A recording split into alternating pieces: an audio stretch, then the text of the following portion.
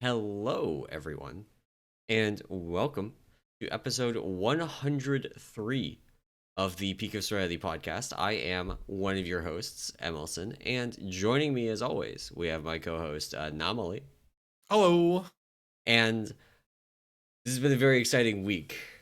The new raid came out. There Yep. were actually quite a few hotfixes as well. Some spicy Thousands. things in PvP. And wow, keys this week were something else too. So we got a lot to talk about this show. We do. Before we get into stuff about the raid, want to talk about some of the other stuff that happened this week.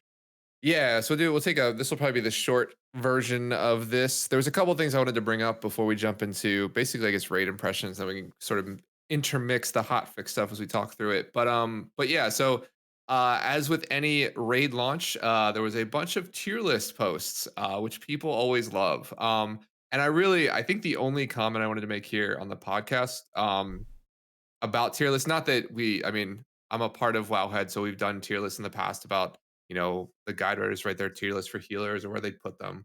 But the interesting part is that this time they went with like Dratnos and Tettles did it. And they got a lot of, I think they got a lot of like undue backlash because I think people don't understand that like tier lists are meant to like drive discussion. So like the idea of is that most tier lists are an opinion piece of the opinion of the individual. And like because it's an opinion piece, there's very little like you can say or do around it, right? Like from like a healing perspective, when they rank healers like S through A and B tier, like it's their point of view and what they would want in a healer, right? Not technically like the true power of a healer, not technically like where like the world first team is going to use it. It's just like generally an opinion piece on like what they think is going to be good. Yeah, Which, I do think there is validity to the criticism that they had Tettles and Dratnos do the healer one specifically because neither of them play healer. yeah. So and like at the end of the day, it's like for me, I'm like whatever. It's like to drive views to a website and Yeah, like build it, right? But no, there's definitely could be some criticism that like hey they've never played the class. And to be fair, like even having Tettles do like tank stuff and like Dratnos do DPS stuff seems you could make the same argument that like only like half the group is sort of at been least in like there, done those things. So Dratnos has DPS'd at a high level. Like okay, Dratnos I is thought it was someone just that mostly tanking. he's tanked for a while, but he was a rogue at the start of BFA. Gotcha. And so he's tanked, I think, for a lot of BFA and for Shadowlands, but he has DPS. So it's one of those things where like maybe he doesn't currently play a ton of DPS because once you're a tank, people go and make you tank their keys, um, Exactly. and tank their raids. So like there is actually like Dratnos has tank experience, and I think his tank tier list is actually pretty reasonable. Um, but there's actually one of the things that I think is very weird about these tier lists is it's kind of ill. Like, when are these tier lists for? Are these for right now with no double legendaries, with no tier sets, Yeah. or are they for in 2 weeks when we have double legendaries and another week after that when we have tier sets? Like, actually, don't know when exactly we get double Yeah. legendaries, but like, you know what I mean? Because some of these numbers change quite a bit. Um, because for example, Prot Warrior gets significantly better with their tier set. Um, Exactly. Brewmaster also gets a lot better, but not as much better as something like a Guardian Druid gets with their tier set. Right. So Yeah, it's it's like a very scoping thing, yeah. like where they sit. And then yeah, even like the healer one is like the yeah, if you ask people who actually heal about the power of things, like Holy Paladin isn't S tier in many people's minds anymore. Like they're still strong and you'll probably still see a ton of them, but like they're not a like yeah, they're not like head and shoulders above like, Yeah. what other healing classes can do. And it's just funny that like the healer side of it's like what you would expect someone who is just ancillarily or like from the outskirts looked at the healer meta for the past like 3 years, and like you could safely say like shamans, this priest, paladins are going to be good, and they are good. But like the fact that like holy priest and mistweaver is like B tier, like a full tier below, and like druid somehow is gaining traction when like druid's very good with their tier set coming up, but But yeah, it's Yeah. just it's hilarious because to be fair, if it was like tier list on a certain aspect of healing, like Mistweavers still do the most healing, like Yeah. HPS wise, right? Yeah. Um, and like paladins are no longer like DPS kings, like in terms of like, or they're not the top from a DPS game perspective as a healer Yeah. anymore. So There's also I just things wanted to like point that out. Oh, sorry. Oh, some of sorry. these things like on the tank tier list they have prop paladin as S tier, and then like blood DK and brewmaster as A tier, and it's very contextual, right? Because Yeah. prop paladin, one of the reasons is they have it as S tier is because of how much damage it does.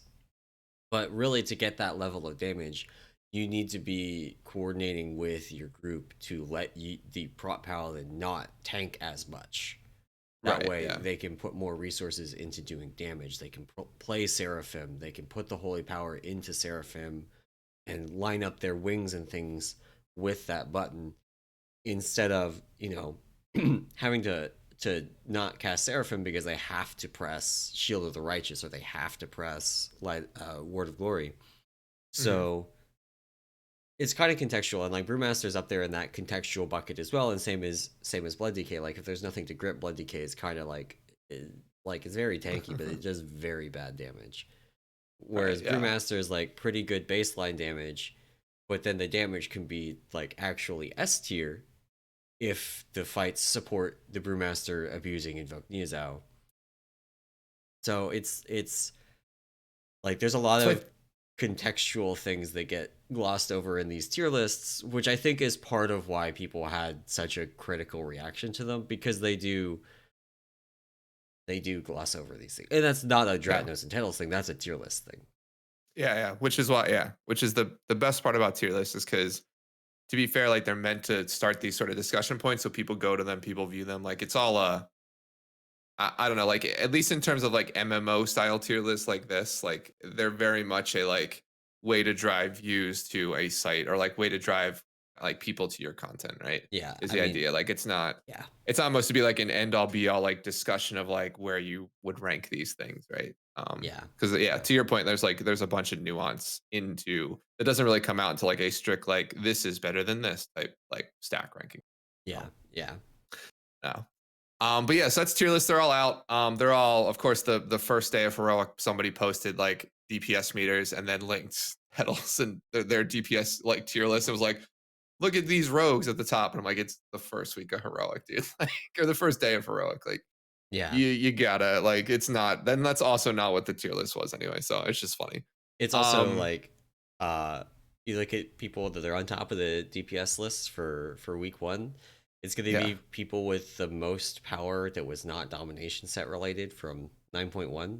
Something like a exactly. rogue with double Sylvanas daggers is going to be in a better spot than, you know, another DPS that hasn't yet gained their power from 9.2. So, Exactly. Exactly. So yeah, but that was tier list. The other thing too, basically every major guild going for World First has announced their event. So there'll be a bunch of World First events starting up. Like Limit, of course, has their stuff. Echo has their stuff. Method's going to put something on. BDDG is going to put something on. I think Pieces is even doing something.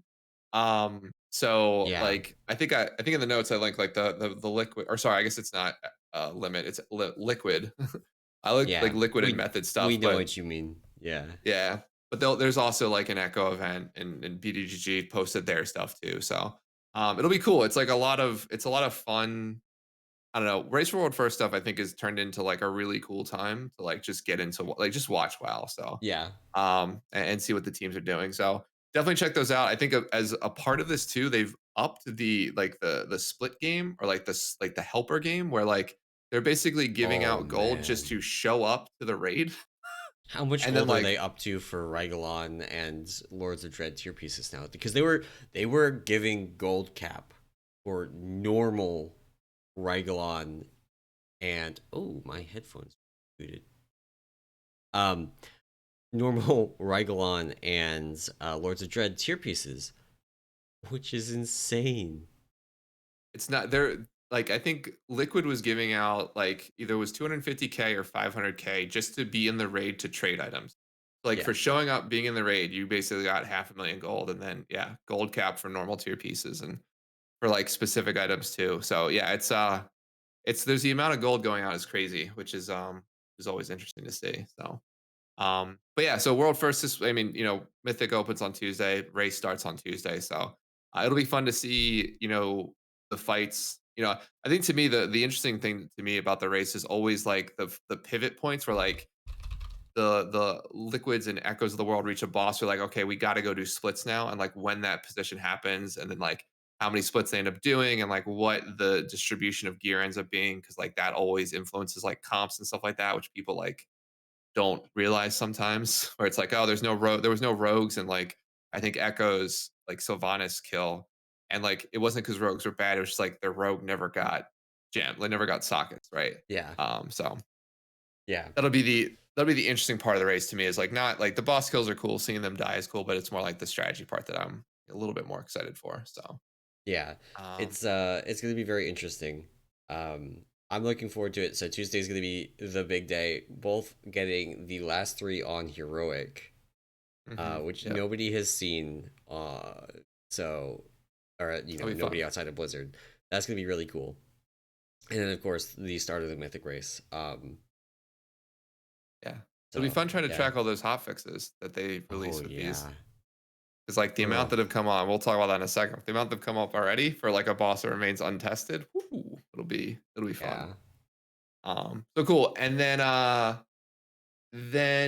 the last the last news story from last week before we sort of jump into the big topic of the raid this week was um I guess what is it, 9 years ago now? Throne of Thunder, or patch 5.2, launched with Throne of Thunder as the raid, being the big raid in patch 5.2, which eh, I don't know, but I don't know if you played back then, but and this is, I Very think most casually. people will say, yeah, most people will say this is the best raid that Blizzard has ever put together. And I was actually like, when this came out, I was thinking like, yeah, no, I mean like Lei Shen, always considered like probably one of the greatest end bosses, top three to this day. You had Dark Animus, which at the time was very tightly tuned. You had some other bosses like Jikun in the middle, or Jurumu, which were just interesting in the way that they played. Yeah. Like Jurumu in the maze, having to like walk around was always fun. But what I forgot about, and like this is one thing when we were talking about just like trash skips, because trash skips are such a huge thing nowadays. And there's a ton of trash in Throne of Thunder. Like Throne of Thunder is a sprawling, massive like Yeah. zone, right? Or raid group. But what I forgot was that they would put in different mini bosses every week. Like there would be certain points where like Oh the mini bosses yeah. you had in Sanctum were always there. They were always the same though. In Throne of Thunder, they were different. Like I don't think there was a ton of them. There might have been like 4 or 5 different ones, right? But the idea was is like when you got in there, it was like a different like mini boss as you were doing trash, which was Yeah. always cool. Um, so yeah, but yeah, Throne of Thunder launched 9 years ago, arguably greatest raid. It seems like people are really high on Sepulcher, which we'll talk about. So maybe it's a Yeah. parallel. Like every 9 years, we get a really good raid, and the rest of the time they suck. I guess I don't know. I'm just kidding. I mean, I wouldn't say they sucked, but there's definitely been some. They need to tone down some of the like. Well, we talked a lot about Sanctum. I don't want to go Yeah, off on a tangent here. They need to tone down some of the unfun mechanics in the raids, but Sepulcher getting into raid came out this week. yep, We've both gone through the first 7-ish on heroic, or at least like sounds like neither of us have killed heroic Halondrus yet, but we've both worked yeah, on it and have gotten pretty close to it. So um, that I raid again tonight. I think you said you were raiding again tonight, so we'll both probably end up yeah. with that 7 of 11 heroic. Are you guys going to spend time on heroic and doing? Or are you going to do normal? I think the plan is to hopefully kill Halondrus early, go to then clear normal out, get some attempts on Ando, and hopefully kill Ando on normal tonight, and then maybe actually come back tomorrow and do some heroic Ando attempts. Fun, Like fun. I think we were talking about, typically, like we're both in 2 night a week guilds, but for me in my guild, we do two like mandatory nights, Tuesday, Thursday, right? And then whenever there's flex content we need to clear, we'll basically add in a night that most people can come. It's like not mandatory. If you have to miss, you have to miss. And if we don't have like Yeah, the people to do it, we just cancel, which is like we would have done it maybe Friday or Saturday night, but I think both our tanks were out. So I was like, we're not just gonna throw our faces at something like that. So yeah. yeah, we'll raid That's a waste of time. Yeah. So, but we'll raid tonight, and then maybe tomorrow night we'll see. But yeah, no, we're on Halondrus. Sub like 5%. Like we had a handful of attempts, super low. Um, it's been a fun raid so far, I'll say. Yeah, Um, yeah. I don't know if we want to go through. Like, I don't know because I basically the way that I split I think up the we notes on this one. kind of hit the highlights. Like we can then go through the hot fixes. Like what? Yeah, Um, so we basically through 7 bosses. There's a yeah. couple of them that I would say are not great. Vigilant Lithium Guardian, is awful. Oh, sorry. I'll let you go first. Sorry, you yeah, go. Vigilant Guardian, and then Lyhovim, aka Yeah, Lithium. Which we spent like 20 minutes total on Lyovim, which was 4 wipes or 3 wipes and then a kill, because we were just figuring out the positioning to get everybody in the first ad so that they could actually kill it, meet the DPS check. gotcha. And like that was the whole fight. Once we did that, the boss literally just died. That pull. Yeah, Such a yeah. non-boss. Well, it's funny because like we at least had the positioning right. So like we had the like kill the big guy on the one side, go kill the little ads that spawn next to him before the other ad comes across like the room basically. So we all did it all as one big group, and then like get knocked by the next knockback after you do that. Go back into the phase one. The other side of the room, so on the other side, you can do the same exact thing you did before. Yeah, But the problem, like the thing for me as a healer is like I was like going through. I was like, all right, well, like here are the areas where I think we're gonna need cooldowns. Like maybe the knockback. I think that'll be where we use them. It's like I set up cooldowns on that, and like the first knockback came out, and like our paladin was like, I didn't hit aura mastery, or at least like they hit. I was like, I hit aura mastery, and like the raid health dipped like 10%. I was like, where's the follow-on damage? So that fight, yeah, like I ended as the top healer in my group of I think we had 4 healers and I did 5k HPS. yeah, Like I yeah. was There's nothing to AFK heal. the second half. It was yeah. There's Um nothing to heal. they since added a hotfix, so there will be stuff to heal coming up next raid or sorry next week. So they that was one of the hot fixes to one of the bosses was they've increased or they will be increasing Lahylum, however you say it's their their damage, which will be good for us because there is something to do on that fight. But yeah, no, I think the rest of the fights. I mean, Guardian is Guardian. I think it's another. It's the same issue It's a that people used to Hellfire have with Assault kind of yeah. fight. It's just not very fun. There's a lot of waiting around. There's some actually really annoying things that can happen. We actually wiped on Vigilant Guardian because we had a couple of the caster mobs trigger and just cast on people while we were stuck in the circle, and they were out of Oh range yeah, to interrupt. So they just like nuked people while we were sitting in the circle. It's like, what do we do? We can't yeah, leave the circle. So they just get to free cast, and they killed enough people that we just like wiped and win again. gotcha. Yeah, we lost. I think that happened to us. Only we didn't. I think we only had one up, and we only lost like 2 or 3 people. So it wasn't too terrible. But yeah, I mean, yeah, that can be terrible in Vigilant Guardian. I'm trying to think if there's other bosses that. Oh, so the one boss that I remember. So I think the other ones are actually pretty good as we go through them. But like this saw like Skull X is cool. I actually like that fight in Yeah, terms of like the movement. It's super toxic in melee. If you're melee, just sort of run wherever they want. Like if you don't have melee that can stack on top of each other, it's yeah, awful. yeah. If you're But no, melee that AD all the time, oh my god, yeah, the first pull, like the entire circle around the boss was blue, and I died. So I don't know where to run. Like I couldn't run back either because our range were close. So it's yeah, annoying. yeah, Um, but Zymox actually was one I wanted to bring up as being a little off. I don't know if you found this, but uh we found that the spell queuing was weird with really. Zymox. Oh, we Yeah, actually did run into one weird spell queuing thing where like he basically kind of skipped one of the tank mechanics, or that's yeah, he sat at 100 energy. One of the changes they made was to like reduce the overlaps between rings and other things.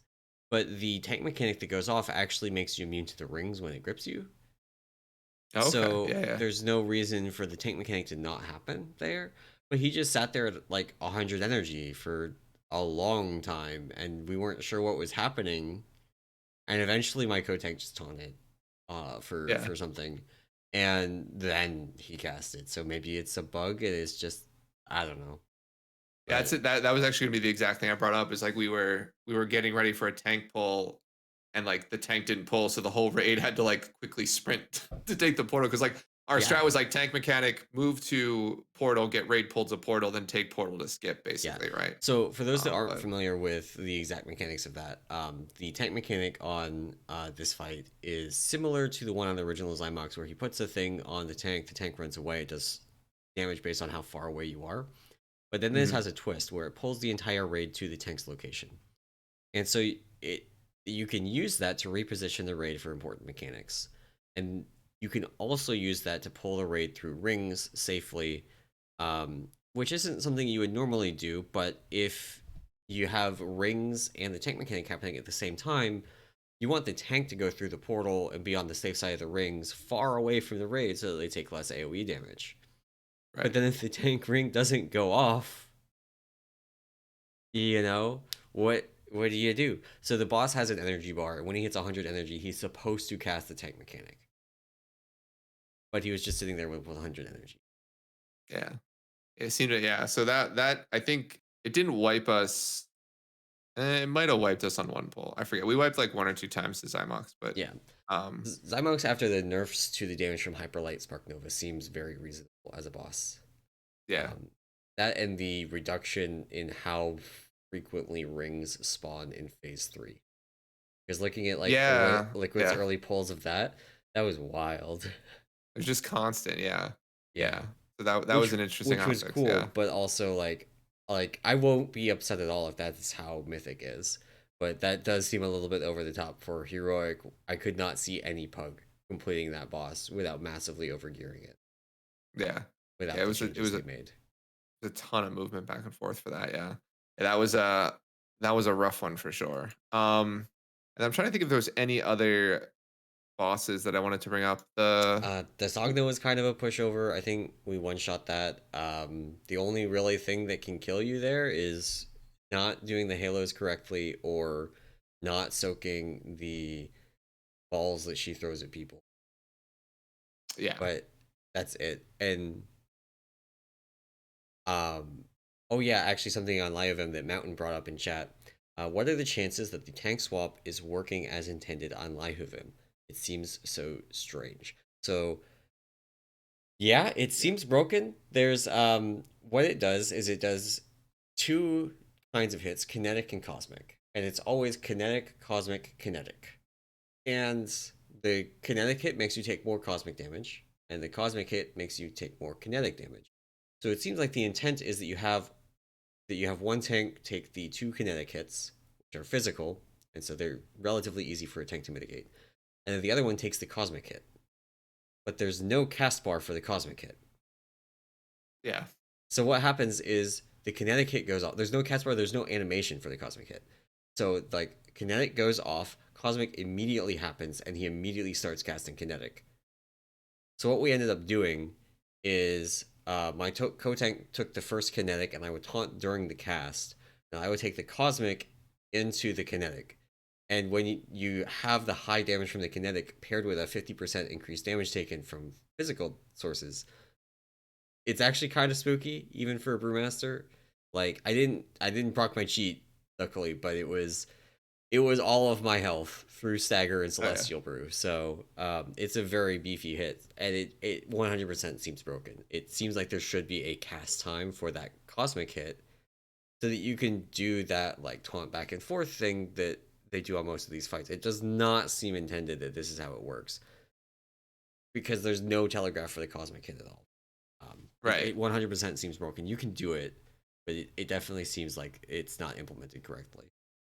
Yeah, because I think one of our tanks was saying like they were looking at some videos of either earlier kills or even PTR kills, and there was a cast bar for like the cosmic hit. So it seems like they've just like Yeah, changed something and messed it up. So hopefully that gets fixed on that boss. So, yeah, um, but yeah, and then what was that? Is that all of them at that point? Then I guess Pantheon, which Pantheon gave us a ton of, like, at least gave my guild a ton of yeah, trouble just in terms of the damage, because we had what 20, we had a 28, 27 person raid I think at the time yeah. with we went to 6 healers for that, and yeah, it was the winds damage in the final phase is no joke when you pair it with like the dot damage just naturally in the room.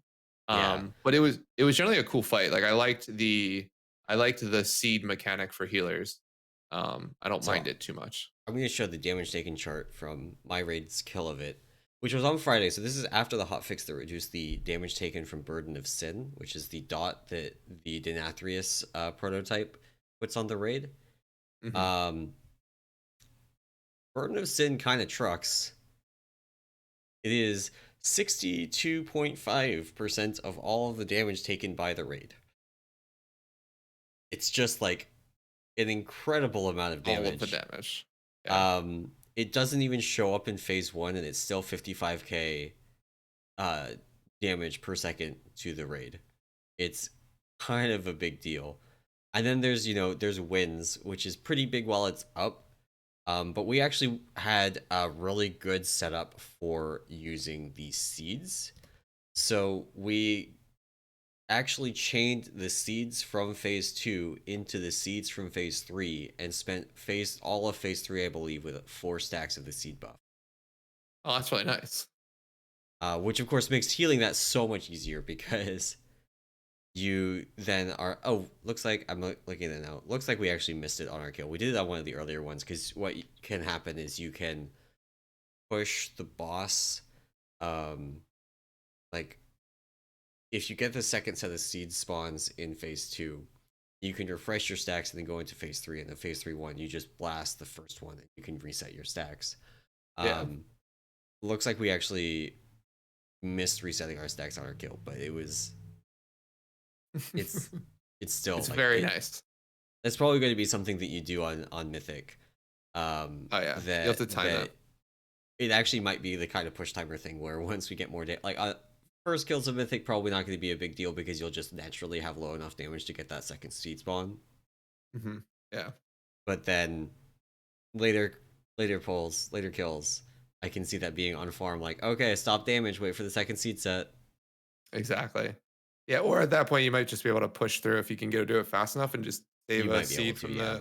the Yeah. time before and pop that late. So Yeah. yeah, but no, that fight was it was interesting to say the least. But for Yeah. us, but Yeah, the Burden of Sin nerf, I think, is why we had so many fewer pulls on it than like your guild or yeah, the other team in our guild that both worked on it on Tuesday.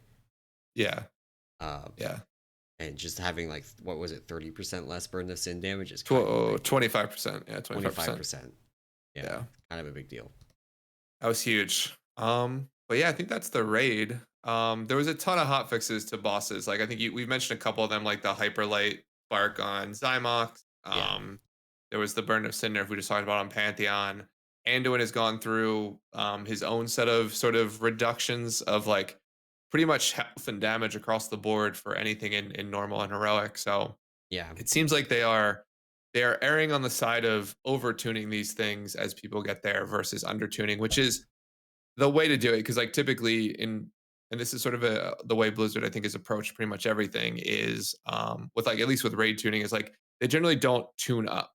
They will always tune down, and if they miss the mark the first time, it's basically they've missed the mark, and that sort of boss lives how it is. So, yeah. um, good that they have it, but it yeah. Prototype was tough on Tuesday. Also, was not the best ball, It not the was most fun boss to go through. So it was still a fairly healing intensive fight even on Friday after the yeah, hotfix. But definitely toned down some. yeah, yeah. One thing So we actually haven't sorry. touched on, Halondrus. We have not talked about Halondrus on this episode. That's true. That is That true. boss got completely rebuilt from testing on PTR. Nobody had played the live version. And so people were looking at the dungeon journal and trying to kind of guess how it worked. And it kind of looked like an Ash Vein kind of thing, if you remember that from Eternal Palace, where you had to like soak bubbles to keep them from Mhm. hitting the boss. And I have to say, the way that Halandras ended up is not at all what I expected. Yeah, it's definitely a very very different fight. It's a very interesting fight too because I think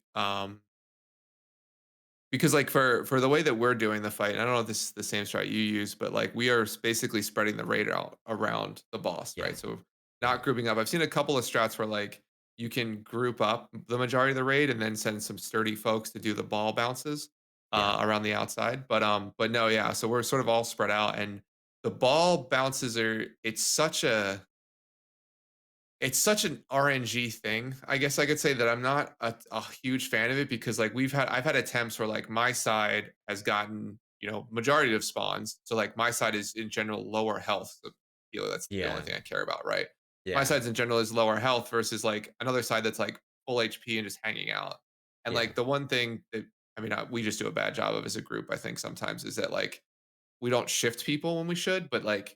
shifting people also introduces like some complexity in terms of like who moves, who doesn't, and like Yeah. it's a whole other complexity versus just like somebody just knock all the balls back. So Yeah. um So for those that haven't watched a video of this fight yet, basically, so from on PTR it had these pylons that you broke with the tank mechanic, and you killed the pylons, and the boss walked away, and you did it, rinse, repeat, do it again. Pylons are gone. They removed the pylons entirely. Um, there were also these dust blast or dust mote things on GR testing that are now basically the main mechanic. That basically they are just balls that kind of float slowly towards the boss. Well, slowly is maybe the wrong word. They float towards the boss. You can slow them with a thing that gets applied to players, and you can go and dispel it and create a slow field that is very, very slow. extremely. It's huge. They almost stop while they're in it. It's very, very important to get those. Um, and if any of the balls touch the boss, you lose. With the added fun of the tanks have to hit certain balls with the tank beam. They can spawn anywhere in the room. Yeah. So the tanks have a lot of movement to do, and this beam that goes out does 70k magic damage and will basically just one shot any non tank that gets hit by it. Real fun to dodge. Real fun when your tank comes screaming across to like break one of these orbs, and like heroic leaps or rolls because I've warriored Yeah. or monk, and like you're just like I don't know what to do. I can't move, and this is going off right on top of me. So yeah, Yeah. So, pro tip, I have not personally confirmed this yet, but I've been told from multiple sources that the ones that spawn with the like shield on them that you have to break with the tank mechanic always spawn. The boss does this like stomp thing that summons a bunch of swirlies on the ground, and some of them are gray, some of them are, or sorry, some of them are brown, and some of them are white. The caged ones come from the white swirlies, apparently. So your tanks yeah, can kind of pre-move to get those, and your raid can pre-move away from the white swirlies to let the tanks have their space and not deal with getting randomly one shot by a rolling tank. yeah, yeah. Uh, That's been our experience too. That was a game changer when somebody noticed that. So yeah. Um, but yeah, it actually like the fight initially before they slowed down the orbs after the first couple of heroic kills because frankly the orbs were really fast. yeah, So that in turn reduces the amount of raid damage that's taken, which is good because this fight also slaps. Like your oh yeah, raid is going to get crushed by damage taken. Uh, and tanks get crushed because he constantly shoots them with this like he's basically a caster boss. You can't move him at all. He's fixed in location, but he's basically a caster boss, and he's constantly shooting your tanks, and it hurts a lot. Um, but it's actually very cool and a lot of fun. The way we've been approaching like having the balls soaked is like basically everybody by the time you get to the point where he like plants in the ground and puts up his shield and like does the big raid damage, like there's enough balls out there where just like everybody go and find one, and that's yeah. your ball. Do not let your ball touch the boss. Interesting. That's much more coordinated than we do it, which is just like just don't let any balls touch in your quadrants. Like we all have like different areas, like we have little Yeah, groups around the boss. So the only people that really have quadrants I think are me and my co-tank, which are kind of like gotcha. loosely opposite sides of the boss, but it doesn't always work that way because sometimes both the caged balls spawn on the same side. Right. Yeah. So you have to put both tanks on the same side in that case. And then the healers are like loosely spreading around the room, and then the DPS is just kind of everywhere. Yeah. It does whatever they want. Yeah. Yeah. It's the even the intermission phases are super sketchy, like in terms of healing, because you have like you're number one, the boss is moving, and every step the boss takes, there's like a minor amount of raid damage, which is stuff you have to heal up. But then there's the missiles that are present in phase one, which basically hit for a lot of damage and then leave pools on the ground that explode like 2 seconds later and essentially kill you if you get hit by those. Yeah. They So you're also like, knock you away if you somehow don't get hit. So it is possible. There's another big knockback in the intermission, but it's also just possible to get knocked off the edge by those missiles.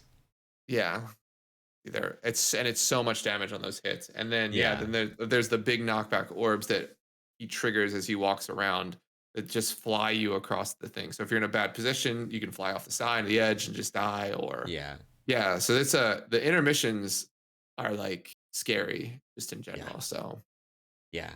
um, And for added bonus, the boss continues to shoot the tanks during the intermission, oh yeah, which is like we had one pull where my co-tank just got like auto attacked 3 times. All the healers were busy like recovering from missiles before the shatter went off, and he just died.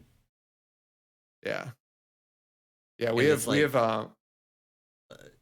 obviously we had some other stuff going on that pull, so he had already used all his CDs in the previous phase, but it was still like what we do now is just like we taunt back and forth during it. Like if his health gets low, I'm taunting.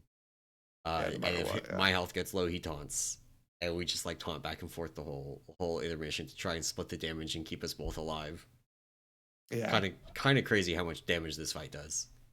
Oh, it's really, and even like the final phase, which we haven't talked about, which is basically like the bot. Like there's random lasers too that circle the boss, and in phase one and two, there's like holes in like the line, so you can just stay in position and move it. But in the final phase, it's just two lasers on opposite sides of the boss that continuously spin around, and so like that's been a struggle to like Yeah, dodge that and like collect balls. yeah, it's very hectic in the final phase. There's so many more orbs, just an Yeah, incredible amount of orbs. There are no more caged orbs, so there's nothing for the tank to break with the beams, but you still get the tank beams, which will still one shot people. yeah, yeah, So you got to be careful not to kill your raiders, but like you can also, if like this is maybe just a heroic strat. I don't know if this would work on Mythic, but you can cross the laser beams. So like ones yeah, that shoot down, you can cross those. It does like 6k damage a tick, but if you just beeline through it, you take 1 tick, maybe 2 ticks. So you're fine. You can yeah. cross them. I don't know if you want your whole raid doing it to like have consistent positioning. I think that seems like kind of a bad idea, but you can That's what definitely we're like doing. step into the beam and kick a ball. Yeah. That's what, so our strat right now is the consistent positioning. So like every few seconds, well, or not every few seconds, but people basically will jump across beams. Um, Yeah. I don't know if that's the way we'll continue to try tonight, but yeah, It that, seems that like a was our lot of initial extra point. raid damage to do it that way. Yeah, but I think from the one thing that I think it helps is that you have like where the balls are, so you have a consistent Hmm. like individual. So the other thing that you could potentially lose people to is just getting hit by too many balls, right? Yeah. As they try and knock them back. So when So you kick one of these balls, you take around 18k damage. So if you kick 3 in a row and you're a DPS, you probably die. yeah, yeah, it's a rough. The healing's intense in that fight. There's a lot of damage. So Yeah. It does so much damage. yeah, so hopefully we get it tonight, and then we get to go mess around it with Anduin, and see that one because people have been pretty high on Anduin. There's been a couple of weird bugs with Anduin from like just a Mistweaver specific perspective, Yeah. but but yeah, There's so one of the, I guess we can get more into the hotfixes. Some of these raid boss hotfixes. There was a bug with Anduin. So Anduin has this befouled barrier mechanic where it's just this, it's a like power word barrier that absorbs mhm, healing, and it's on heroic. It's supposed to absorb like 75% of healing done to targets in it. So you still get some healing. You can still keep people alive when they're taking damage. But it mhm, is going to absorb a lot of healing, and you have to heal it off because if you don't, the barrier explodes and it basically wipes the raid. It was absorbing 100% of healing, which basically meant that everybody standing inside it was healing immune, yeah, which is it's not just ideal. It's like not helpful.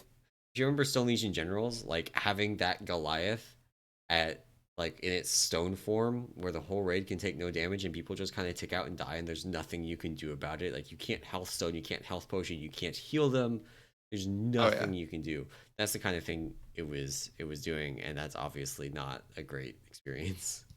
Yeah, no, it was yeah, that seems terrible, awful. That seems like awful, but they've sort of reduced, yeah, they've fixed that and they've also reduced a lot of the healing required for the barrier. Yeah. So much so that like there's a couple of videos floating around about like Mistweaver is actually soloing the large majority of it. Uh Nice. with like Nice. Bone Dust Brew and Revival, basically just yeah, Ooh. yeah. Doing Yeah, very so well. I Very remember well. hearing in 9.1 about how Bone Dust Brew plus Revival plus the change to how Gusts of Mist worked with Revival was basically a raid lay on hands in some scenarios. Is that basically what they're doing? Exactly, yeah, because the whole raid's grouped up. So you can hit everybody with Bone Dust Brew, hit everybody with Revival. You have Essence Font out too. You'll get double Gust procs, and like all that healing has a chance to replicate, right? With Bone Dust Brew at Yeah. like 40%. So it's it can be a massive amount of healing for sure. So yeah, Yeah. but I have not a chance to see that yet. So I don't know personally how it'll work, but I'll definitely probably be playing Necrolord for Anduin tonight. So Yeah. Awesome. Awesome. yeah. That would actually be kind of cool if that becomes like the Mythic strat, because you could do that. So there's the Revival cooldown reduction onto it. Yep. You can do that every 2 minutes, right? Because Revival's a baseline It's 3 minutes, you can get like a minute off of it. Yeah, minute is tough. So it's Minute generally, stuff. I think, like, yeah, generally you can probably push it to like 30 seconds. So you could do it every Okay. 230. So like you couldn't Yeah. do it every barrier, but you could definitely do it every other barrier. Right. So Yeah. yeah, And yeah, unlike certain other abilities on the Mistweaver toolkit, doing that is basically free. exactly, Like Bone Dust exactly. Brew doesn't have a mana cost, right? I don't think so. And if it does, it's really minor. So Yeah, and then yeah, Revival has like a token mana cost. It's like pretty small. yeah, it's not that much at So all. the only thing you're really spending mana on to do that is Essence Font. Yeah, to kick it off. Yeah, Yeah, but you're gonna spend that mana anyway. So yeah. right. No, yeah, it's maybe that's the play with Mistweaver. Maybe they just become the barrier, deleters on Anduin. So Yeah. um So I do think so. Going through some of the early hotfixes, these are from before the raid opened. We got a bunch of buffs actually to the damage different things did. There's a bunch of damage buffs on Vigilant Guardian. They added a property to the Skull-X tank mechanic. They made it ignore line of sight, which is good because otherwise you could just have the tank stand where they were out of line of sight of the boss. There's a few different places you could move them that you could have that happen and it wouldn't hit them. yeah. Then they actually buffed Hyperlight Spark Nova damage by about the amount that they ended up reducing it, which is kind of funny. Yeah. They nerfed the damage on the wings, which is good. This is something that has stuck around. They nerfed it by Yeah. about 40% on Prototype Pantheon. It's a And good then one. they doubled the damage of Burden of Sin. Just yeah. Shots on the dark sometimes with this stuff. It's so funny. Yeah. Looking through the different changes that they made before anybody had touched these are all from Tuesday before the raid opened. This is like what we were getting while they were doing maintenance. And like there's a bunch of changes like on Halondrus, they reduce the damage of the dot that gets put on people that you dispel. They increase the damage of the missiles, of the burst, of actually basically everything else in the fight. Yep. um they reduce the damage of his walking. It's just like all kinds of changes. And then they made a bunch of totally irrelevant changes on Lyovim because the whole thing is still extremely easy. uh the only change that they made that I will say is relevant is they changed the tank mechanic by reducing the size of the circles that it puts on you by 2 yards, Oh, which that's is good. actually a big deal because it is really hard to actually not cleave people with that. The boss model is not very big. Yeah, no, it's tiny. Yeah. And then there's a bunch of Anduin changes, but honestly, at this point, these Anduin changes are really hard to interpret because the fight changed several other more important ways since these hotfix notes. Yeah, exactly. So yeah. Yeah, they did it's like I said, like, I think I was talking to you about it, it's like something like, this is like the patch of hotfixes, right? Like, Yeah. there have been I don't think I remember a patch, like, going through heroic week that has had this many hotfixes, so, not only to bosses, but, if you wanna pivot, we can start talking about some of the item and class Yeah. hotfixes that came Yeah. in. Um, so a little bit, I guess, I mean, on class hotfixes, the big one actually, and one we can spend a little bit of time with is the Mistweaver hotfix. So Mistweaver's actually got a change basically midway through Tuesday. So it wasn't like right away, but the Blizzard basically posted, and here's sort of what the change essentially reads, right? It's they reverted a change in Eternity's End to Fallen Order. Fallen Order's Crane Adept's Enveloping Mist cooldown and cast variants that cause Enveloping Mist to be only cast once per summon.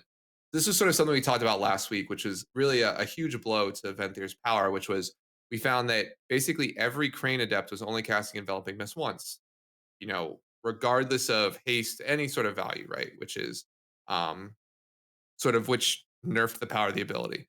So what this change does is basically reverts the Crane Adept's cast logic to 9-1 to the 915 logic, which if we remember way back when, it should have been every Crane Adept gives us two enveloping miscasts. Doesn't work that way, Blizzard.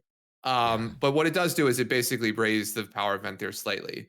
So we actually did, I mean, I'll say we, but really Abe and Volk, and a couple other folks sort of worked to basically scour logs.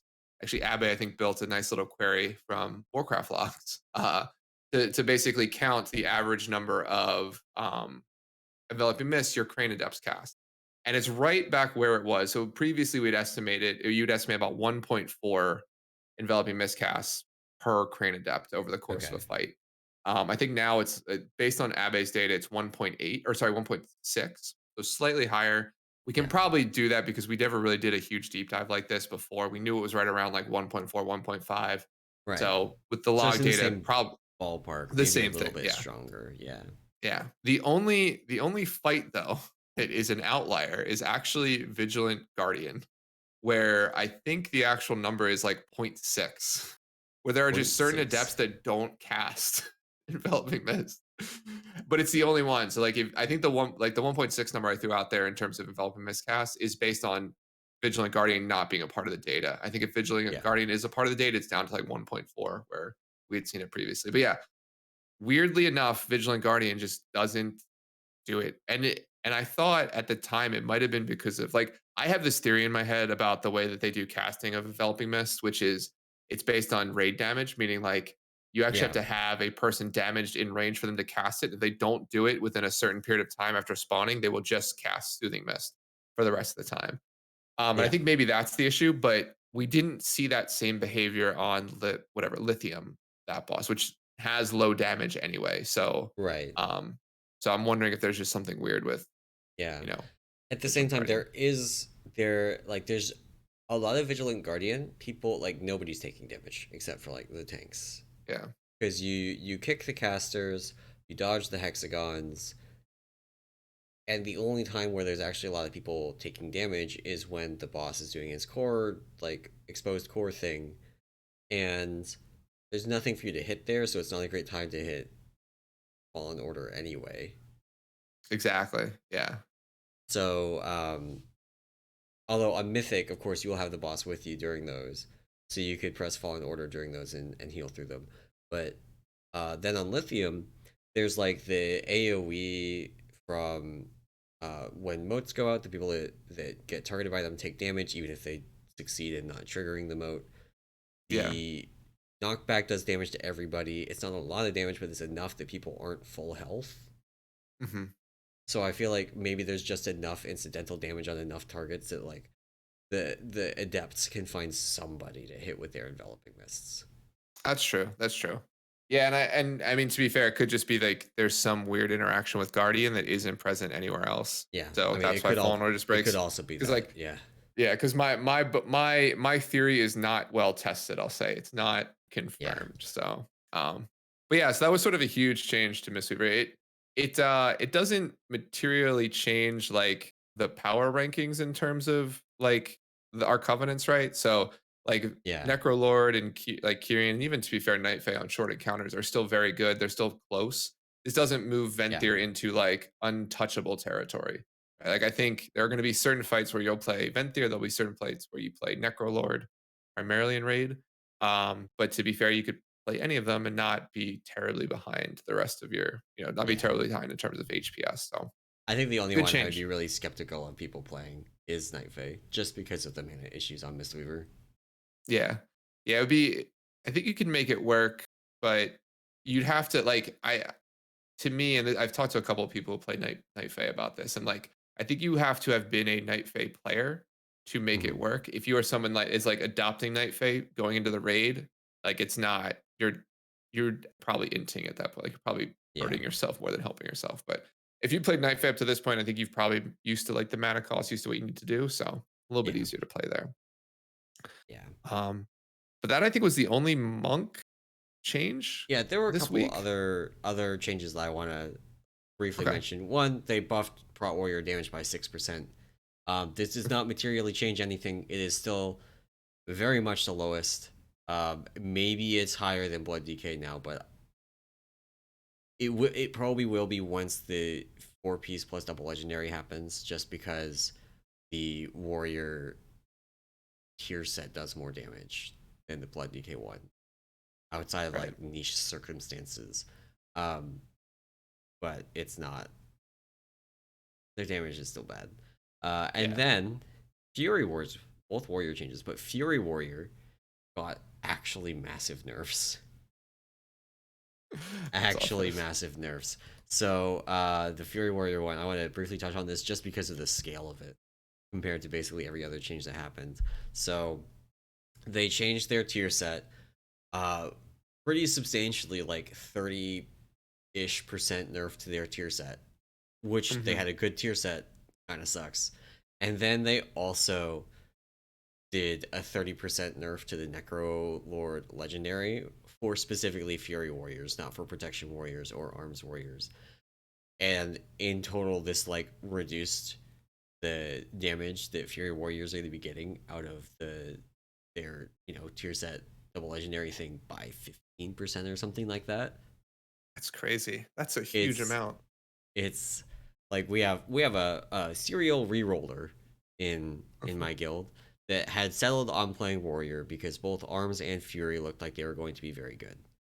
Yeah. Um, and then these nerfs come in for warrior, and he's like, "What am I doing now?" And I'm pretty sure the What raid do I leader play? basically had an aneurysm and told him you're a warrior main now. But Just like couldn't handle it anymore. yeah, yeah, you're Oh you're a man. warrior main now. But That's so yeah, funny. That's hilarious. Yeah, no, it's they've the class changes came. I mean, I paid it to I just remember the Wowhead like news feed that came across around like all the different class changes, and it was just like 6, 7, like 8 different posts just like yeah, of like them doing adjustments. Like I think like Elemental Shaman got hit pretty bad too with yep, their Storm Elemental. Like our to be fair, our Elemental Shaman said something in like chat that was just like, I guess I'm enhanced now because they've essentially like on any single target fight, Elemental is just dead, like in yeah. terms of So like what they its did to damage. that, So they have this storm elemental talent that, like, as you cast things, you get cast speed reduction, and you get down to like the minimum cast speed, which is 0.6 seconds mhm. for a lightning bolt. And so you just be like every half second pressing lightning bolt. And with the tier set and double legendary, you could chain storm elementals together and keep this Right. going. And so there were actually like mechanical issues with it. Like when you're casting that many spells that quickly, you're just like mashing your button. Like I highly recommend putting that button on R, putting lightning bolt on R, because it's a very easy key to press repeatedly. But also a massive nerf to their damage, even bigger than I think the Fury Warrior nerf. Um, Yeah. and unlike the Fury Warrior one, that is only a nerf to something that nobody had yet. The Storm Elemental nerf for Elemental Shamans nerfs Elemental Shaman as it is right now. Oh yeah. Yeah. So, yeah, Yeah. That feels bad. was yeah very not fun for them. So um, but yeah, those were I think those are the I don't know if there's any other class changes we wanted to highlight other than like again. a ton, like more than I think I remember in Yeah. some previous like raids, right? Definitely a lot higher there. Yeah. So yeah, so then I think maybe we can move into some of the item changes that they made. So they've Yeah. basically Blizzard has made changes to I think every trinket from the raid at this point. Like I don't think there's a trinket or item that has gone untouched. But I wanted to start with the priest ring and the DK ring. So basically, priests and Yeah. DKs got essentially like class specific rings from the Anduin encounter. I guess thematically makes sense. Anduin was a priest and Now he's also an sort of kind undead of a Death Death Knight. Knight. Yeah. Yeah. So the priest one is hilarious. The priest ring was basically like um your spells have given you a chance to grant hope and hope basically so anytime you cast a spell, you have a chance to increase your intellect for 12 seconds.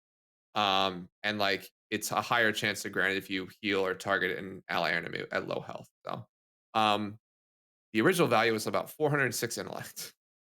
That was nerfed to 48 intellect. Like to the point where it's just a joke. Like it's Wait, wait, like wait. Have you seen this? You've seen the second part of that change, though. oh the procs per minute, but that doesn't actually they haven't been able to. Oh wait, does that actually change the procs per minute?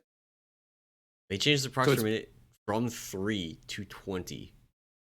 it doesn't make sense though. I need to talk to somebody about this. So my understanding was like that value wasn't uh it wasn't So, real, like the way that it procs, but yeah. so it's kind of not real because of the way that procs per minute breaks down when you have a very high value for it. So the way Okay. that the procs per minute system works is basically it's got bad luck protection built in to do two things. One is to normalize the procs per minute so that no matter how many events happen, you get about the same number of procs.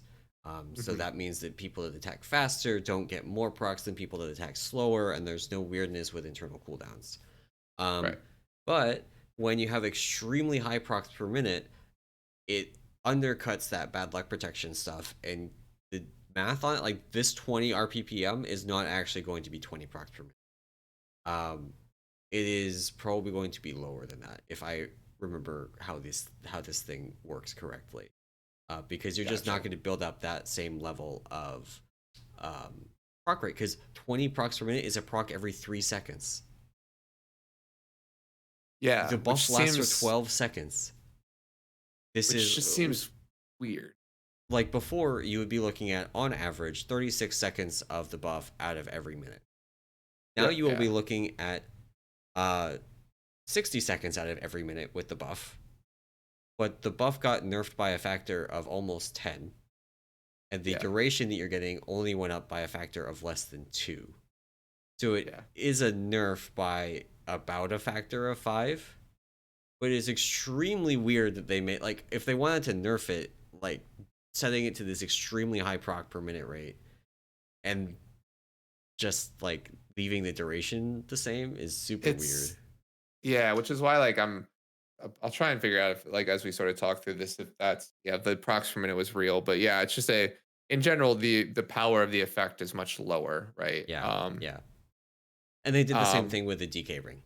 yeah, So the DK ring is instead of it being something when you cast a spell or heal, it is when you pocket your damaging effects or your damaging diseases or damage per tick. yeah, Um, and so this got changed as well. They reduced the damage value of it by, in this case, about a factor of 5 and increased the proc rate to 20. And the buff duration is still the same. yeah. And it's super weird that this is like, again, the you're reaching the point where you're gonna like saturate it. If the proc rate is real, you're gonna saturate it. You're gonna have 100% buff uptime, but it's gonna actually be way. It's still a pretty big nerf for the same reason. Like you're going from an average of 30 seconds of uptime out of every minute to 60 Mhm. seconds of uptime because you literally cannot have higher uptime than 60 seconds out of every 60 seconds. Yeah. Yeah. Yeah, which I guess is yeah, maybe it's just sort of just they wanted it more consistent. And I double check. Sorry, as we were sort of talking to there. Yeah, it seems like the idea is that they just want this buff to be on all the time for whatever reason. Like they just want, at least on the pre-string side, they just want it to be 48 additional intellect uh up all the time. Is like just that's why it's like that. So weird, but It good seems for so them. weird. Yeah. Yeah, just good for them. So that's on Which like the I'm pre-string. Oh, sorry.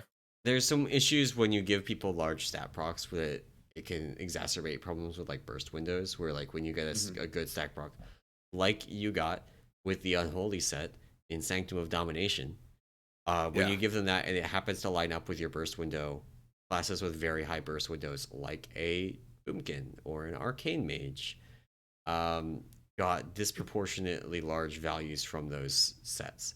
But since this is tied specifically to priests, it doesn't have quite the same level of problem. Right. Yeah. Yeah, so it'll be yeah, good. I mean, sucks for them to lose that sort of burst damage, but now I think they end up getting or burst healing too. They end up getting just a consistent Yeah, set of steps, right? yeah, For the fight. So I guess the other things that have occurred is there's been a sort of a wholesale change to a bunch of trinkets. yeah. Um I don't know if we want to go through all of them because they're basically have touched a bunch of them. There was one I just wanted to sort of point out, which I thought was pretty funny, which is the Halondrus healing trinket, Okay, um, which basically like it has an a passive equip where like if any of the autonomas die near you, it'll heal your allies, but then you could also summon one to give you mana. The problem is the new mana value is it's like you only yeah, get like 250 or so. Like yeah. it's like no mana. It's like no mana. I don't know This why. trinket gives less mana than like you can get not even a time walking trinket, just a regular old trinket from Wrath of the Lich King and get more mana from it than this Halondrus trinket on Mythic. Yeah, which is That's crazy. hilarious. That's Yeah, crazy. yeah. So like yeah, it's been funny to point that out. Is that it's basically like mana negative to equip it. The other thing too is like they've been doing. I think a couple people have been testing like this autonoma thing where like there's a Uh bunch of these autonoma trinkets. Um, I think it's only your autonoma that actually procs this. I don't know if they've tested with the oh, tank so it's stuff, actually but even worse. yeah, it might be you or it might be like the autonomas that your other raid trinkets proc, right? Or Mm-hmm. when you do the on use Mm-hmm. of the DPS of the tank one. But yeah, it's not other mobs in the zone because there's other mobs in the zone called autonomas, which would be cool if it worked there. Yeah. So Another yeah. equally confusing change. So the Zymox tank trinket, pulsating rift shard. This was actually going to be like a pretty reasonable budget, like blood spattered scale kind of thing. It did some damage. It gave you a shield, and then they like uh doubled the damage and halved the shield, so it's no longer good. Like now, it's just a bad damage trinket. It's Right. just a bad damage trinket, and you're never going to put this on for the shield because the shield's really piddly now. But you're also never going to put it on for the damage because the damage is a joke compared to an actual damage trinket. So the Right. trinket Yeah. just doesn't have a reason to exist anymore. It's really confused. Like I don't understand why their item design people would make that change. Which kind of funny as well. Another trinket that got changed on Tuesday, the Skullx DPS trinket for melee DPS. They doubled the damage on it. It is now doing like 15% of people's DPS. Yeah. Which is It's crazy. it's a passive trinket. It's disgusting. Yeah. I Um, love those.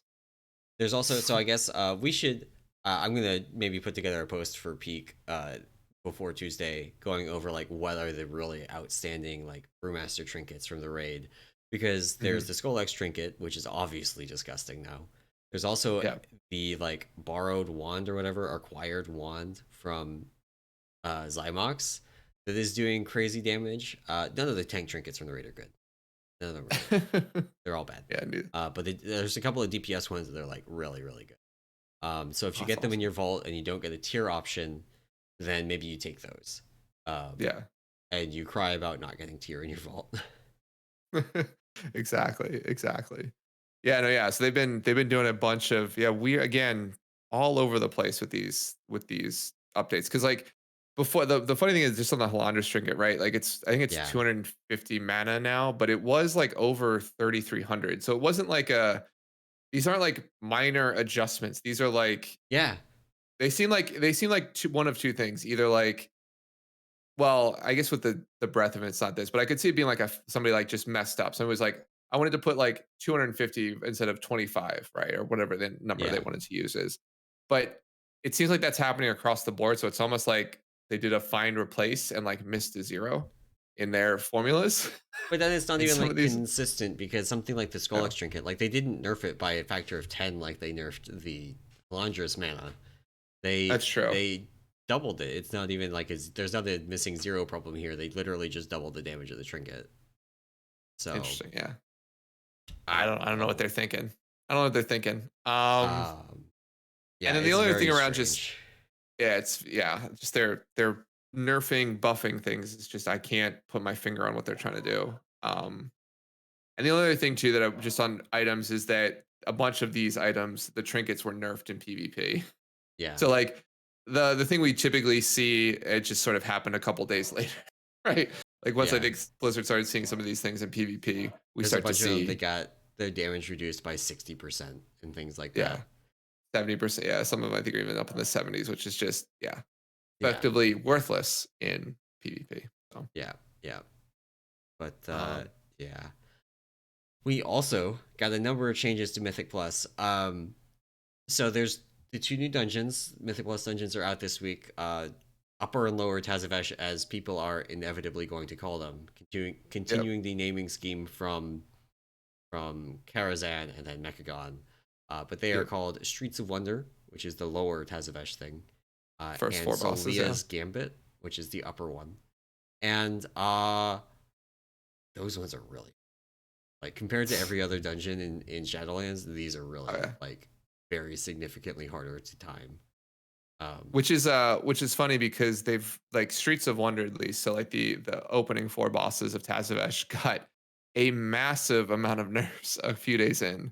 Like to yeah, the point of like bosses were losing like 10 to 20% health. yeah, Like even regular trash mobs, I think certain trash mobs lost up to 30% health. yeah, So they've already made their first pass at Tazavesh, both of them. yeah, So I think Gambit got I think some more targeted nerfs, not as many, but yeah, Streets of Wonder they sort of chopped it yeah. up The real good. main issue I think with Solia's Gambit is just how much health the final boss Solia had. Oh Um, yeah, it was such a long like the boss has a ton of health and then it heals to full as just part of the mechanics of the fight. There's nothing you can do to avoid that, and right. it's just so long. So they reduced its health by 15%. They did some damage nerfs on it, which is good because it also did a crap ton of damage to the raid. Just a Right. huge amount of damage to your party.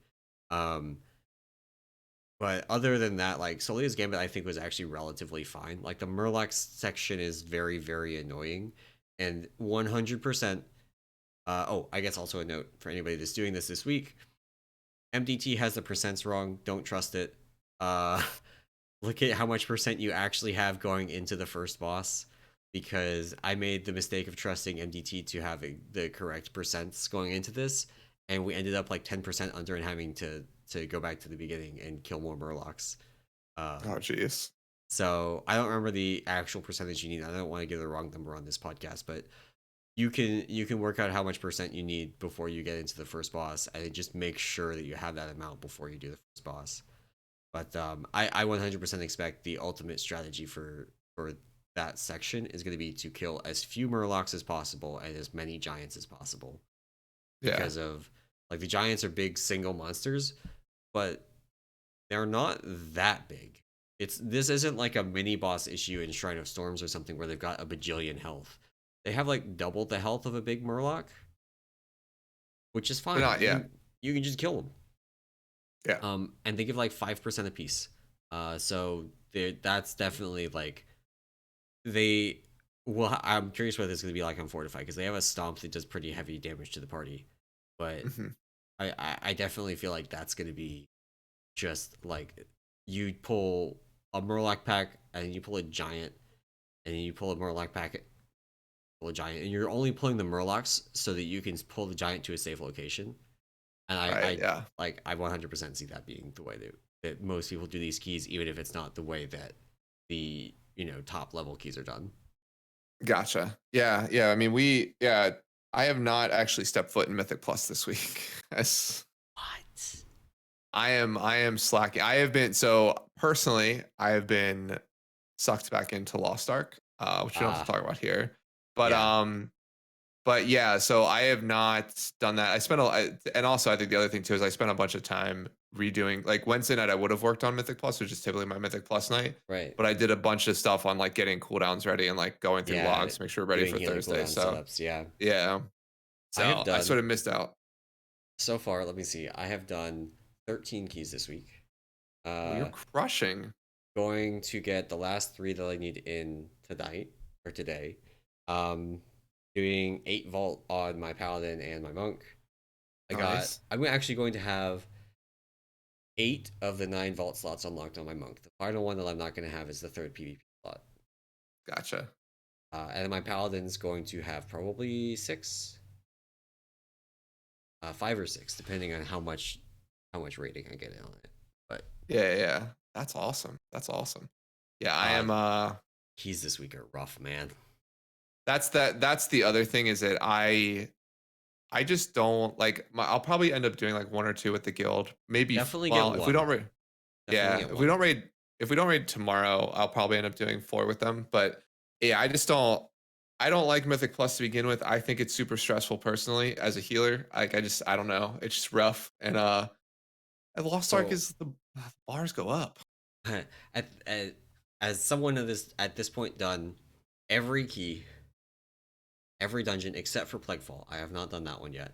I Yeah. can say with confidence that the worst dungeons to do for your like if you're doing one weekly 15, do not do Sanguine Depths. The Gauntlet is awful. The ads like okay, sorry. I have to take a second to rant about this new fix because it has positives. It's like I'm somewhat okay with it, but there's two issues that I have with it. One is it's adding 3 mobs to a bunch of the pulls, which then makes getting threat harder. Like threat's already bad, and then you add these 3 extra targets that you have to get threat on. Yeah. It's even worse. And then the second piece of it is I'm actually not confident that it's a net positive to do any of these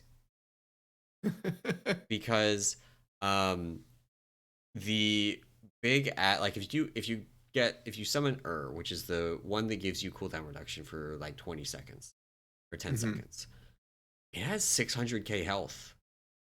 A lot, yeah. Yeah, like that is as much health as one of the giants has in Solia's Gambit. Like you're killing one of those giants, but it doesn't give you 5%. It gives you Yeah. nothing. And the question is then, does killing that thing actually net you damage? And I don't Yeah. know that the answer is yes in a lot of cases. Like there are definitely AoE pulls where it clearly does, like 600k damage in exchange for 10% or 200% CDR for 10 seconds and a gigantic, Arden Wield pull is definitely going to be a net positive. Yeah. But 600k damage is a lot. There's a lot of bosses where a single person may not do 600k damage on a 15 right now. Yeah.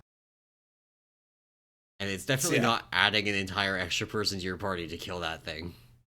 No. That's funny. So I'm actually wondering if it's correct, if it's actually more efficient to get woe and just ignore it. You get woe, you just kick it, and it'll Yeah. eventually die to incidental cleave. But other than like all you have to do is like kick it once every like 20 seconds, and you just ignore it. Oh yeah. Um, but yeah, so the reason I thought of that is because the gauntlet in Sanguine Depths has a very high target count. A lot of the small mobs they all bolster, which is Right. awful. They don't Always bolster fun. Call, but that doesn't matter because Call's not the dangerous one. It's the fucking swordsman Right. that Yeah. crush your tanks. It's the casters that crush your ranged, and trying to get threat on literally 12 targets, and then having dogs walk in and you just can't get threat on them, and they go and punch your healer to death is like immensely frustrating. Just don't do it. The dungeon is timeable. I've timed it. It's not worth the energy. Uh, Yeah. if you're only doing one key, don't do that one. And then don't do Streets of Wonder. Like they've nerfed it a lot. Like I'm gonna pull up the hotfix notes for this again. Like Yeah. they nerfed a bunch of the trash to make it a little bit easier. They reduced the health on some of the trash by literally 30%. 30%, 35%. They reduced the damage or the health of the dance or the Guitar Hero boss by 10% and the health of the ads on that one by 20%. But on the whole, the dungeon is just like really long and punishing. So it's very, very easy. There's a bunch of the trash that has knockbacks that will knock people into other packs, and then you will then immediately fight because you can't do two of them at once. And especially if you're pugging. But like don't do Sanguine Depths, don't do Streets of Wonder. If you can kill the first boss in Mists, then you can complete the dungeon. You may not time it, but you will get close. Mists is like the chillest of the ones that you could do this week because the only boss that's really like difficult is Ingram Moloch. We had to go through 3 phases of it in one of the keys that I did of like having to burn on him because he's got so much health. Yeah. Once you get through that, the rest of it's pretty chill. Yeah, pretty easy.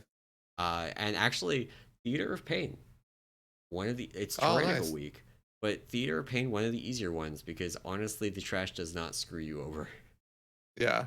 The bosses all do the same scary things that they always do, but if you can heal through the damage on the Necromancer boss, then like the rest of it's free. Gotcha. Yeah, I mean I'll probably like I said, step foot in maybe even tonight if we get done early enough.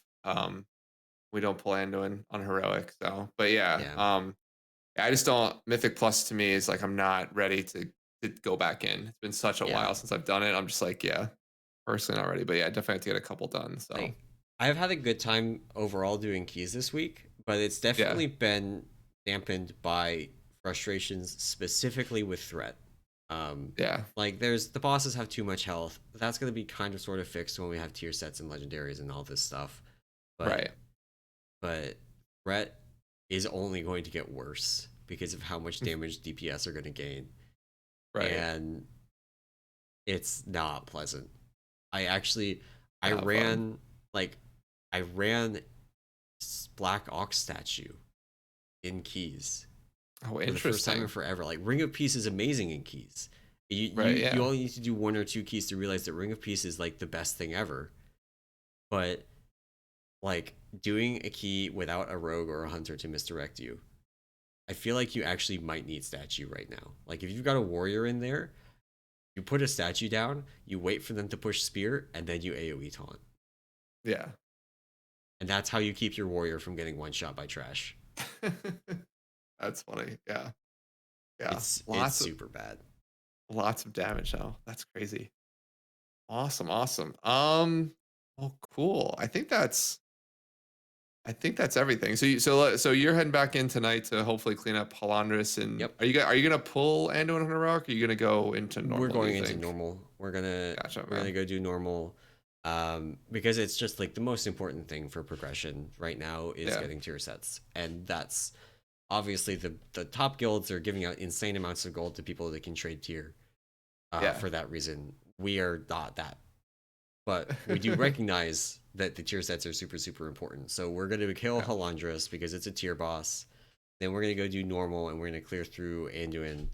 And then if we have time, we might spend a little bit of time on heroic Anduin, but I don't expect that we're going to be able to kill it in the time that we've got with how few guilds have killed it in the world. Yeah. It's just what's it up to now? How many guilds in the world are 8 of 11 heroic? This is like Sylvanas was. You remember the week that the heroic week of Sylvanas? Yeah, I think we ended up killing Sylvanas on like a Monday extra raid day. Maybe we killed it the next week. There's 26 total kills of Anduin Rin in the world.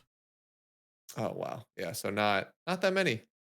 Yeah, not that many. In contrast, there are 485 kills of Halondrus, which is the lowest of any of them. There's like 1,000 kills of Zymox, 3,000 kills of Skull X, 4,000 kills of Vigilant Guardian. So to go from 485 kills of Halondrus to 26 kills of Anduin. I just don't foresee us in the like hour or hour and a half of raid we're gonna have left after our normal clear Yeah, to get that kill done. Anduin. Yeah. One last thing I wanted to actually touch on before we wrap things up. Yeah. How have you all been doing trash? Oh, we death skip it as We do much as we too. can. Yeah. It's Yeah, no, actually it's incredible how much time it saves. it does, yeah. And with like we generally run like one or two warlocks, so we'll always have a soulstone. I think we did have a Yeah. soulstone once, and somebody just or one of our shamans onked at that point. But yeah, there's a we just death run. It's so yeah, you're right. It's just so much more efficient in terms of like moving through things. It was funny because we were death running. So What's when the we other death boss? So ran the Segna, yeah, we kind of sort of like screwed it up because half the raid got knocked off the platform or like yeah, not off of the walkway, and the other half didn't quite make it to Disogna's room. So we ended up wasting like 5-6 minutes just recovering from that, and it was still faster than killing the metric fuck ton of trash in oh yeah, between the light point and the boss. Um, the only boss I feel like maybe it wouldn't be that bad to kill the trash for is Skull-X. Because if you do exactly the minimal amount of uh, trash to get to Skull-X, you have to kill like 2 extra packs. not that bad. Yeah, It's not that bad. Granted, 2 of those packs have like the giant robot things in them that have 1,000,000 health. Well, that's yeah, wrong because 1,000,000 health is too low. They have a lot of health. Um, so still definitely worth it to death skip. It's just so on Tuesday when Limit was clearing, everybody saw them using gun shoes and invis pots to get to the right. bosses. And Blizzard's response to it was not to say, "Oh, clearly the issue is that there's too much trash. We need to like tone down the trash a little bit so people don't feel compelled to skip it." They added Yeah, stealth detection to a bunch of the mobs. yeah, So now you just death skip it. You put out a yeah. soulstone or two, you skip all the way to the next boss, everybody dies, healer stands up and res and you go. Yeah. Well, you could do so fun story about that is like one of our as we were skipping, I think it was to Zymox. Um somebody was like, yeah, like or somebody's talking about they put in like stealth or like shroud doesn't work anymore because they can see through stealth. And like someone's like, yeah, Blizzard, fun detected. Can't wait till like they start putting barriers in front of bosses' rooms before you can get to them and like you have to kill the pack in front of it. And our tank who was leading us led us towards Halondrus and not towards Zymox. And he was like, oh my god, they actually put a barrier in because there's the barrier up before like you clear the bosses. Yes. And like so our raid like walked into that and then someone was like, oh no, like Zymox is to the left there. And we're like, oh yeah, okay. So like a couple of us got in and were able to res. But it was just the comedic timing of like our entire raid, like Yeah. laughing uncontrollably at that was just Yeah. like, oh my god, they did it. Yeah. So There are a couple bosses that you do actually have to kill the trash to turn on. You have to kill the trash mob before Lyovim. You have to kill the trash in Skull-X's room. You have to kill the trash before. There's one other I think you have to kill. But there's like 3 bosses out of 8 that you have to kill in the trash room. lithium, you have to kill that Yeah, trash to open up the door. yeah, Um Lithium, Skull-X, and I want to say there's one more that you have to kill trash for, but maybe there's actually not. There's actually yeah, not. Oh, Guardian. You have to kill one yeah, of the sides of trash to make Guardian turn on. yeah, Uh, active, yeah. Yeah, but yeah, that is yeah, that yeah, is yeah, we skip everything. It's just so funny. Like that's the we new way to do the it. only death skip that we did last year was the death skip to Fate Scribe. We didn't even do that Yeah, early. That was a farm thing. That was like oh, we can all go die in this corner and then have a druid stealth upstairs and mass res us. And like that was faster because that Fate Scribe trash was very annoying with the dudes that right. turn invisible and full heal and yeah, that eh. But Yeah. that skipping, come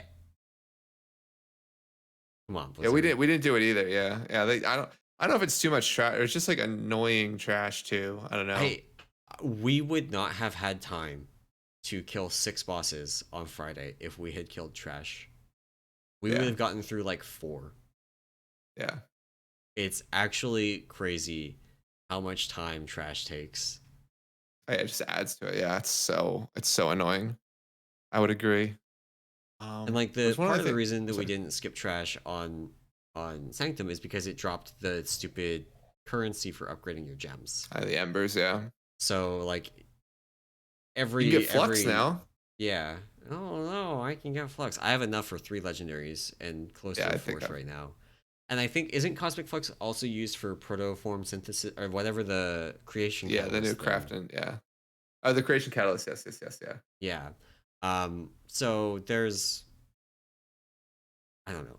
I feel like there's a use for it in like the gear upgrade thing that we're gonna get in Zerath Motors or something like that. So it's like not entirely useless, but I've already got enough Right. for both of the legendaries I'm gonna make, and then some. I'm gonna be able by the time the second legendary actually unlocks, I'm gonna be able to make the second legendary in like 2 slots, make a spec legendary for Brewmaster, Windwalker, and Mistweaver, and still have Cosmic Flux left over. Gotcha. It's gonna be crazy. Yeah.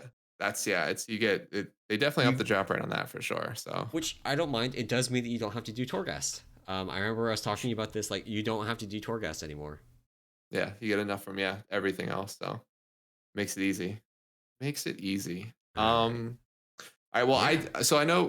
I know we're towards the end, but I do have one. I don't know if you have anything. I do have one thing to cover, which you don't know Okay. about. Okay. Uh, so it's a Q&A section. So it's a question that as always, Emallson and I, if you have a question, you can send it to us. We'll ask it for you. Hmm. This question comes in anonymously. Okay. And it comes it's a direct question to you. I wrote it to both of Okay. us, but really to you. It asks Emallson, what is your favorite type of cake? Because it was your Oh birthday my this god. week. Oh my god. It is not my birthday. I, Question I've invalid. I've been getting different reports of this. It is, in fact, not my birthday this week. Okay. Well, maybe next week. Well, maybe next week. Oh my No, god. So for those someone that asked aren't that. familiar, it's been a peak like brew lounge meme for literally half a decade now that like they don't know what my birthday is, and at this point I'm not telling. So they just like wish me happy birthday at random times. So I will get up in the morning, I'll have 7 pings from brew lounge like happy birthday Emallson. Are you sure it wasn't this week? I am very sure it was not this week. Okay. All right. All right. Fair enough. Fair enough. Fair enough. Yep. We'll ask Was again. not this week. Was not this week. Yeah. I actually have one more thing. Okay. Very brief. Reputation with the Enlightened. You get 50 per boss kill Oh, yes, that's true. in Sanctum, which we didn't know about. That wasn't on the PTR.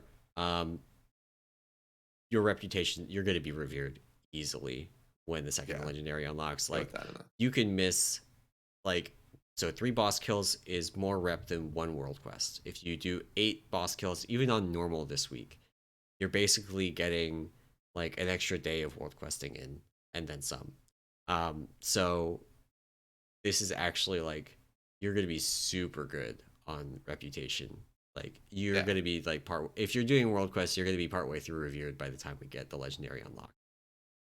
So Which will be nice. Which will be nice. I didn't even notice that. So that is good. Oh, and so one final thing that's not a joke. we've had like 4 is, one final things at this point. yeah. But I just realized as you were talking about boss drops. Do you get any loot? We didn't even talk about this. You get any good loot this week? No.